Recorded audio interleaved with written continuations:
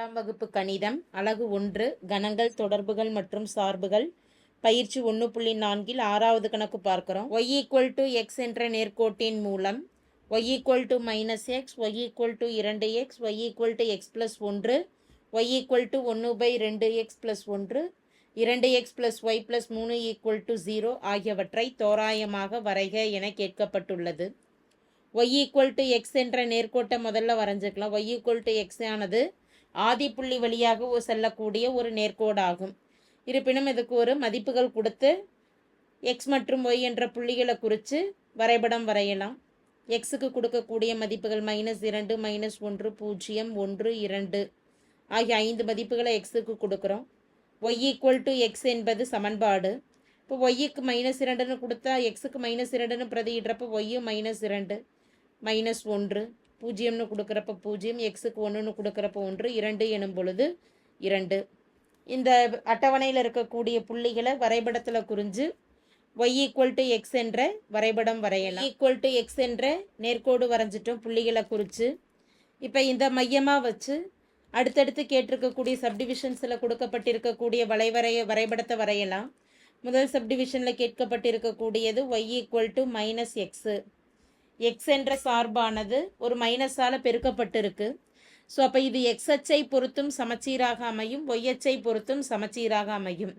இரு அச்சுகளில் ஏதேனும் ஒரு அச்சை மையமாக வச்சு வரைபடம் வரைஞ்சிடலாம். வரைபடமானது y = -x என்ற வரைபடமானது y = x என்ற வரைபடத்தை போல x அச்சை பொறுத்து y அச்சை பொறுத்து ஆகிய இரு அச்சுகளை பொறுத்தும் பிரதிபலிப்பு அமையும். x அச்சை பொறுத்து பார்க்குறோம் அப்படின்னா x அச்சில் 1ஆம் கால் பகுதியில் என்ன மதிப்பு இருக்கோ அதே போல தான் இங்கே 2ஆம் கால் பகுதியில் இருக்குது. அடுத்த ஒன்றில் முதல் கால் பகுதியின் பிரதிபலிப்பாக இங்கே 4ஆம் கால் பகுதியில் இருக்குது. y = -x இதற்கான தீர்வு எழுதுகிறோம் அப்படின்னா y = -x ஆனது x அச்சை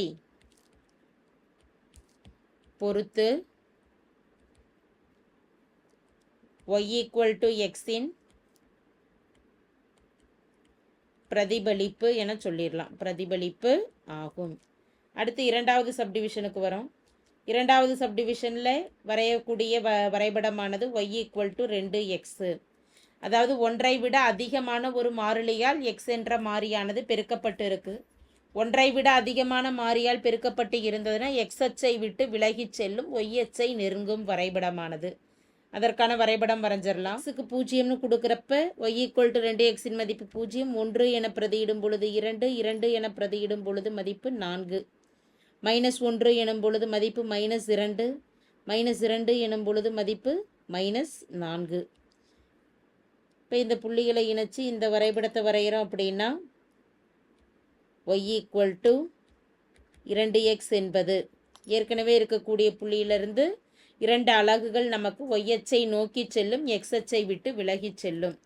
x அச்சை விட்டு விலகி செல்லும். இதற்கான தீர்வானது y = 2x ஆனது y = x என்ற வரைபடத்தை x அச்சிலிருந்து விலகி y அச்சை நெருங்குகிறது. x அச்சிலிருந்து விலகும் மற்றும் y அச்சில் நெருங்கும்.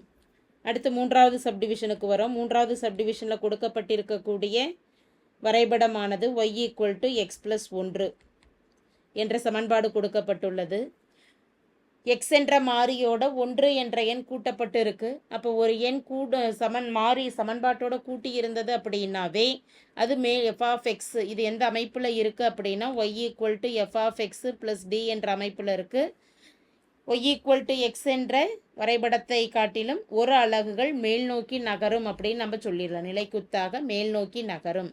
எனவே வரைபடமானது y = x என்ற கோட்டில் 0 ஆதிப்புள்ளி வழியாக இருக்க ஒரு அலகு மேல் நோக்கி நகரும். அப்படிங்கிறதுனால 0த்தில் இருக்கக்கூடிய புள்ளியானது 1க்கு நகரும், 1ல் இருக்கக்கூடிய புள்ளியானது 2ற்கு நகரும். அதே போல் அடுத்த மதிப்பு இங்கே -1ன்னு இருக்கிறப்ப -1ல் இருந்த புள்ளியானது இங்கே இந்த இடத்துல எங்கே நகரும் அப்படின்னா எக்ஸுக்கு -0த்திற்கு நகரும். -1ல் இருக்கக்கூடிய புள்ளியானது 0த்திற்கு நகரும். ஸோ அப்போ இதை ஜாயின் பண்ணிக்கலாம். அப்படி ஜாயின் பண்ணுறப்ப மதிப்பானது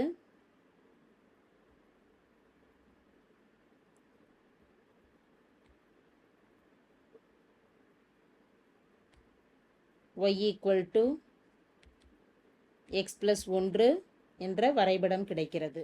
இவ்வரைபடத்திற்கான தீர்வு y equal to X plus 1 ஆனது y ஈக்குவல் டு எக்ஸின் வரைபடத்தை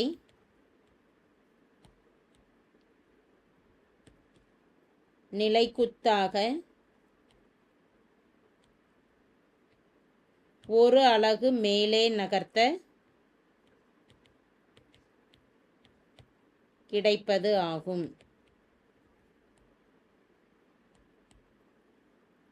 அடுத்து நான்காவது சப்டிவிஷன். நான்காவது சப்டிவிஷனில் y equal to 1/2 X plus 1 என்ற சமன்பாடு கொடுக்கப்பட்டுள்ளது. அப்போ முதல்ல நம்ம என்ன போடணும்னா y ஈக்குவல் டு 1/2 எக்ஸுங்கிற வரைபடத்தை வரைஞ்சிக்கணும். அதுக்கடுத்து ப்ளஸ் 1 கூட்டி போடணும். 1/2 என்பது 1ஐ விட குறைவான முழு எண் அப்படிங்கிறதுனால வரைபடமானது எக்ஸ் அச்சை நோக்கி நெருங்கும், ஒய் அச்சிலிருந்து விலகல் அடையும். சுருங்குதல் மற்றும் விரிதல் அப்படிங்கிற வரையறைப்படி வரும். y ஈக்குவல் டு 1/2 எக்ஸுக்குரிய வரைபடத்தை வரைஞ்சி அதிலிருந்து ப்ளஸ் 1 கூட்டி கொடுத்துக்கலாம். வரைபடமானது முதல்ல y ஈக்குவல் டு 1/2 எக்ஸுங்கிற வரைபடத்தை வரைஞ்சிக்கலாம். இது 0.5 இங்கே பெருக்கப்பட்டு இருக்கு. அப்போ புள்ளி 0.5 பெருக்கப்பட்டு இருந்ததுன்னா 0 எனும் பொழுது y ஈக்குவல் டு 1/2 எக்ஸுங்கிற வரைபடத்தை முதல்ல வரையலாம். எக்ஸுக்கு 0ங்கிறப்ப 0, -1ன்னு கொடுக்குறப்ப -1/2ன்னு வரும். அப்போ -0.5, ப்ளஸ் 1ன்னு கொடுக்குறப்ப ப்ளஸ் 0.5, 2 எனும் பொழுது 1, -2 எனும் பொழுது -2ன்னு வரும். இந்த புள்ளிகளை இணைக்கிறப்ப கிடைக்கக்கூடிய வரைபடமானது y ஈக்குவல் டு 1/2 எக்ஸு. இது கூட ஒரு எண்ணை கூட்டுறோம். அப்போ ஒரு எண்ணை கூட்டுறோம் அப்படின்னாவே சமன்பாடு அப்படியே இருந்து ஒரு மாறிலி மதிப்பு கூட்டப்படுதுன்னாவே மேல் நோக்கி வளைவரையானது நகரும். அதாவது வரைபடமானது மேல் நோக்கி நகரும். அப்போ மேல் நோக்கி நகருது அப்படின்னா எக்ஸுக்கு ப்ளஸ் 1ங்கிறப்ப 0ல் இருக்கக்கூடிய மதிப்பு 1க்கு போகும். அடுத்து 0.5ல் இருக்கக்கூடிய மதிப்பு 0.5ல் இருக்கக்கூடிய மதிப்பு 1.5க்கும், 2ல் இருக்கக்கூடிய மதிப்பு 1ல் இருக்கக்கூடிய மதிப்பு 2க்கும் இது போல் நகரும். -2 -1ல் இருக்கக்கூடிய இங்கே 0 இருக்கக்கூடிய மதிப்பு மேலேயும் நகரும். எனவே வரைபடமானது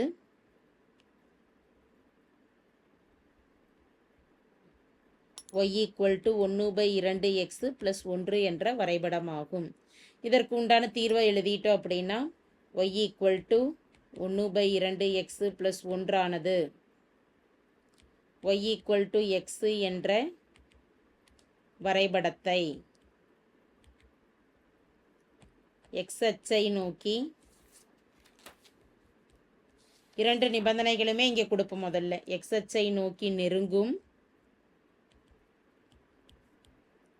பின் ஒரு அலகு மேல் நோக்கி நகரும். ஒரு அலகு நிலைக்குத்தாக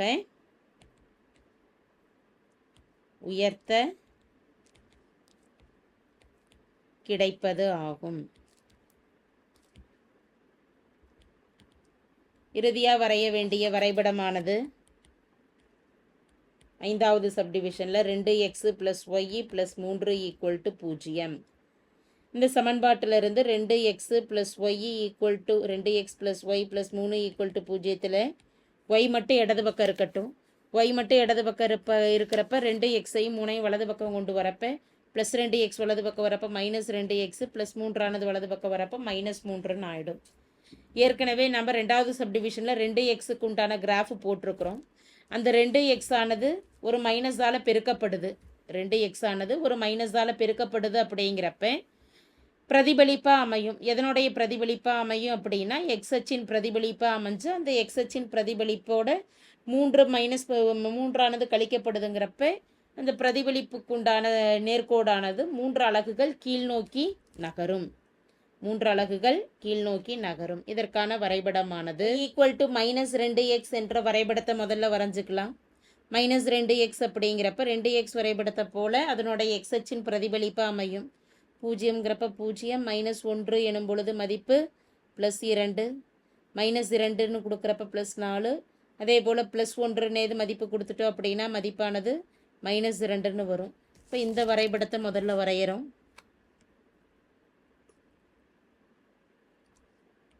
இது ஆதிப்புள்ளி வழியாக செல்லக்கூடிய y -2x என்ற நேர்கோடு. இப்போ இந்த நேர்கோடு எப்படி அமையுதோ இதை காட்டிலும் 3 அலகுகள் -3 இதனோட ஒரு 3 மதிப்புகள் கழிக்கப்பட்டு இருக்குது அப்படிங்கிறதுனால கீழ்நோக்கி நகரும். அப்போ இங்கே 0ல் இருக்கக்கூடிய மதிப்பு 3 அலகுகள் கீழ்நோக்கி வந்ததுன்னா -3க்கு வரும், -3க்கு இறங்கும். இதே போல் ஒவ்வொரு மதிப்பும் 3 அலகுகள் கீழே வரப்போ அடுத்து 2ல் இருக்கக்கூடிய மதிப்பு எங்கே வரும்னா -1க்கு வரும். 2ல் இருக்கக்கூடிய மதிப்பானது -1. Da வரேன்.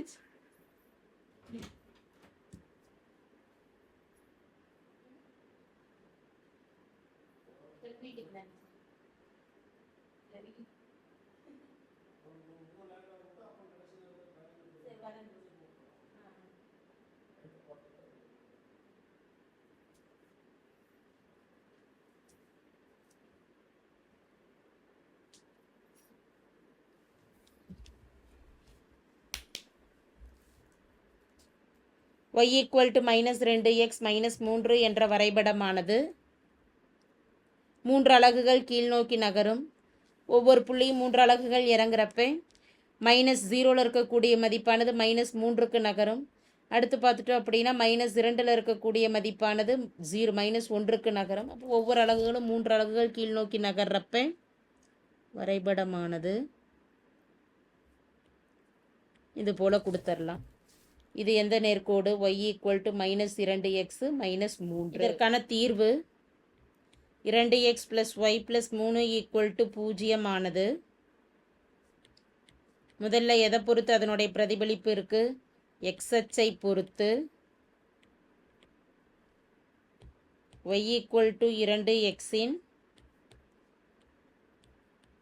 பிரதிபலிப்பை நிலைக்குத்தாக